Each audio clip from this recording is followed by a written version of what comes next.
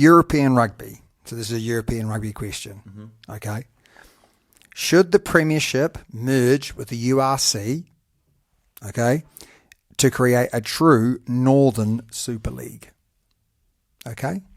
Do you think that would be a good idea, a bad idea, and why? I like the idea because then there's in all honesty, if the South Africans were still in Super Rugby, then it would be a Southern Hemisphere league. And then if, the URC merged with the Premiership, then it would become like a Northern Hemisphere or European league, wouldn't it? So I love that idea. I think it would also be really good for the Premiership rugby teams to be playing against the South Africans and the Irish. I think it would make them better. And I say that through gritted teeth because I don't want them to get better. But I think it would make them better. We've spoken about the South African teams making a competition good in the sense of the way that they play. It's test match rugby sort of, games, things like that. And I just think that if the Premiership were to merge with the URC, it would become a tough competition. I love the idea. I think the problem is there are a few losers. Okay, because if you look at the URC now, it's a hell of a competition. It never used to be. It used to be the butt of my jokes. And even recently, I probably haven't fully been aware of how good a competition it is. But the other day I looked at the rankings of who was performing well in the URC. Now, traditionally, when the South Africans came across, they didn't really... They were not firing on all cylinders, were they? They were not firing on all cylinders. No. Whereas now... But is that because South Africans, and I know this for a fact, but South Africans have been coming back to play for those club teams? Yeah. So there's a real pride growing in South Africa about the South African URC sides. And now you're looking at, you've got Glasgow Warriors in first position, but then you've got the Stormers, you've got Leicester, then you've got the Bulls, yeah, the Vodacom Bulls, you've got the Vitality Screwdrive Lions. Just call them by their name. Yeah, the Lions. Yeah. You got Munster, you got Cardiff, you got Ulster, you got Connacht, and then you've got the Sharks, right? So it's only the Sharks that are right down there in 10th position, but all the other sides are right up there, which means that competition has become tough now. Whereas before it was out of like a couple of teams. To see Glasgow up there, that's because a lot of the Scottish team play for Glasgow Warriors, so it's good for them. Well, they were in the Champions Cup quarterfinal, weren't they? Yeah. So they know what they're doing. Oh, they know what they're doing. Yeah. Yeah, they're a good side. So my point being is that URC competition is actually harder to win now than the Premiership. Oh, yeah, big time. So you'd have How to many say... teams are in the URC? So, there are 16 16, teams. yeah. So how many Premiership teams? 10. 10, yeah. And that's the problem. So the So Premiership 26 teams. 26 teams, too many. Far too many. So who would have to be cut? So could you then do, and I know what you might be saying, Okay. relegation promotion? Yeah. Is that what you're thinking? I was going to mention that, but aren't some of the Welsh teams merging? But potentially, yeah, but not enough. No. So you then could make it the best promotion relegation competition in the world rugby. Maybe Definitely. the top 14 is a hell of a promotion regulation. Relegation? Relegation. Yeah. Not regulation. Comp. That's a hell of a D1, comp. D2. You've got top 14, D1, D2, I think. Okay. That's probably the best. And that's the thing about Super Rugby. There is no relegation or promotion. That's never been a problem, though. And No. it's never been a problem because the pride in the jerseys. They've always had real pride in the jerseys. No one's ever been like, I'm not going to make the playoffs, so I'm just going to play a second-string team against, Australian side. The Kiwis do not want to lose against the Aussies. No. The Aussies do not want to lose against the Kiwis. No. The Aussies don't want to lose a game against another Aussie team. No, and Whereas vice versa. The weird thing in the Premiership is some teams are like packed up and they're sending weaker sides away. Yeah. In France. But that's because of the length of the competition. Length of the competition, yeah. Do they play 3 games against each team? In Super? No, in Premiership. No, they don't. They play 2. Is that it? That's it. Oh, right. But they have the Champions Cup. They have all that going Got you. on as well. Yep.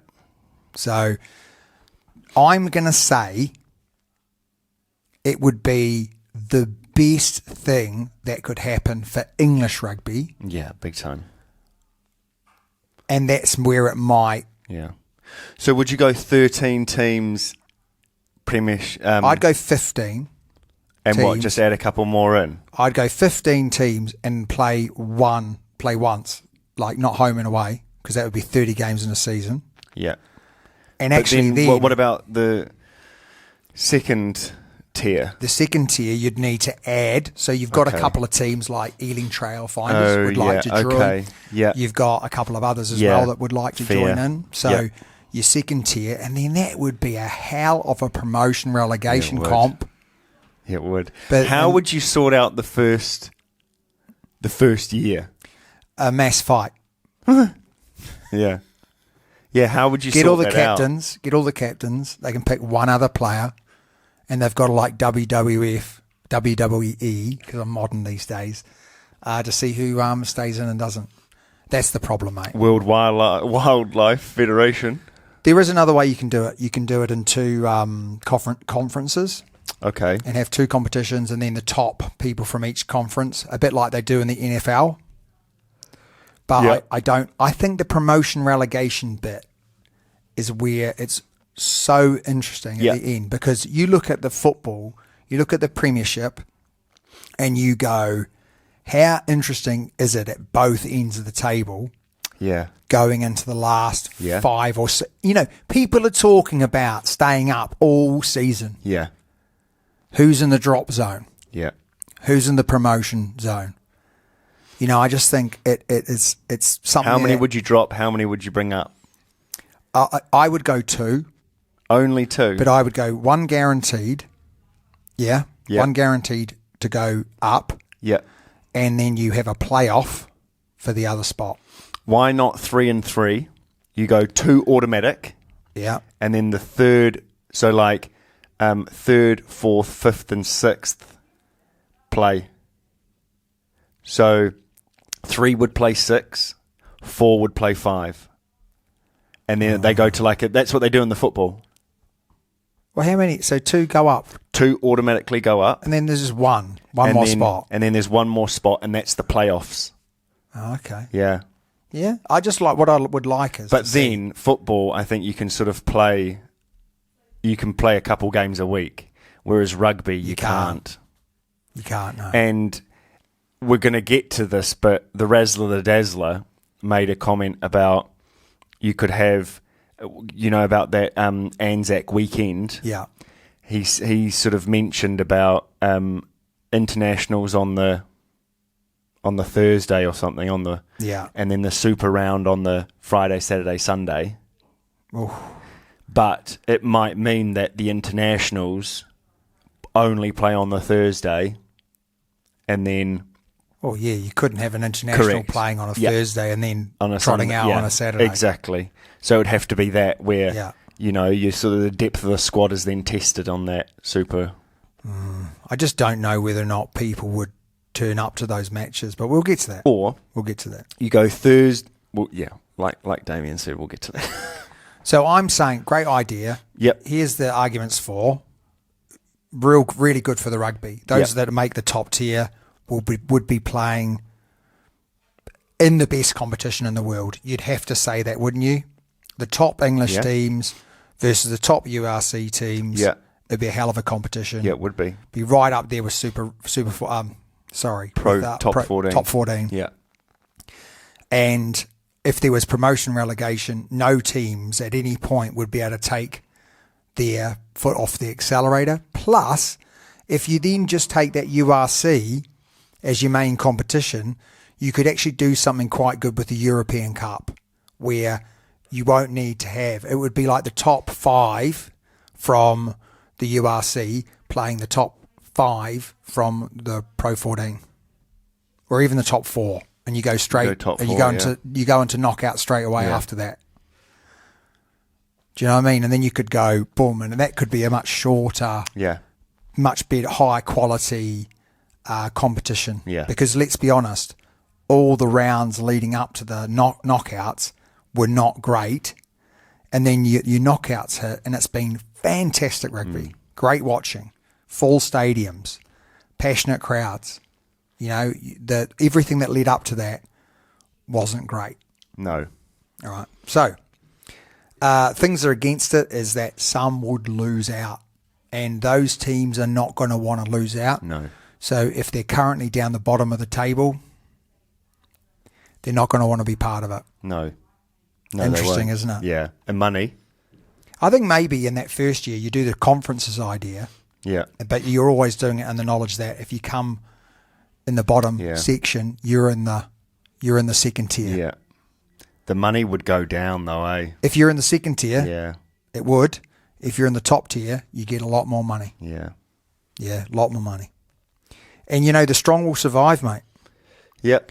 The other reason why it might not work is purely down to the fact that you'd have to have a salary cap, and getting everyone to agree on a salary cap ain't going to happen, because, you know, currently England's salary cap's a lot lower than Ireland's salary cap. Oh, is it? Yeah, they're all different. That's why Leinster's packed. Yeah. Absolutely. Okay, next one.